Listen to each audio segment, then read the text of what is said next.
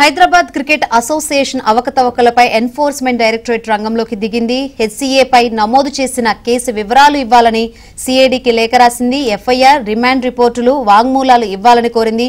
CID నుంచి వివరాలు అందగానే ED కూడా కేసు నమోదు చేయనుంది.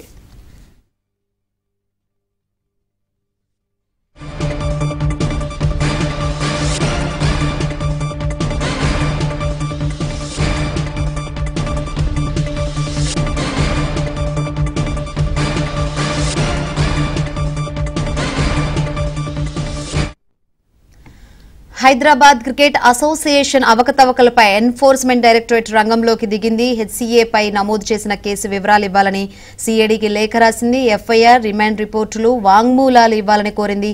సీఐడీ నుంచి వివరాలు అందగానే ఈడీ కూడా కేసు నమోదు చేయనుంది. ఇక మరిన్ని వివరాలు అందించేందుకు మా ప్రతినిధి ప్రవీణ్ సిద్ధంగా ఉన్నారు. ప్రవీణ్, ఇప్పుడు ఈడీ కూడా ఎంట్రీ ఇచ్చింది. ఏ విధంగా టర్న్ అయ్యే అవకాశం ఉంది కేసు? హైదరాబాద్ క్రికెట్ అసోసియేషన్ అక్రమాల పైన ఒకవైపు సిఐడి దర్యాప్తు కొనసాగిస్తుంది. ఇప్పటికే 5 మంది నిందితుల్ని అరెస్ట్ చేసి జ్యుడిషియల్ రిమాండ్ కూడా నిన్న పంపించినటువంటి సందర్భాన్ని మనం చూసాం. ఇప్పుడు అంటే ఇందులో కోట్ల రూపాయలు నిధులు గోల్మాల్ జరిగిందనేటువంటి ఆరోపణలకు సంబంధించి ఈడీ కూడా ఫోకస్ పెట్టింది. ఇప్పటికే సిఐడి నమోదు చేసినటువంటి ఎఫ్ఐఆర్ ను ఆధారంగా చేసుకుని ఈడీ కూడా ఈసీఐఆర్ నమోదు చేసేటువంటి అవకాశం అయితే కనపడుతుంది.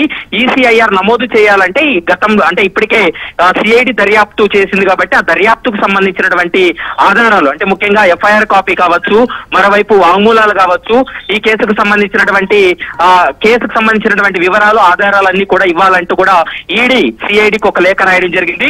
2-3 రోజుల్లోనే కేసుకు సంబంధించినటువంటి వివరాలన్నీ ఈడీకి అందజేసిన తర్వాత ఈ కేసులో ఈడీ కూడా ఈసీఐఆర్ నమోదు చేసి నిందితులకు నోటీసులు జారీ చేసి విచారణ జరిపే అవకాశం ఉంటుంది.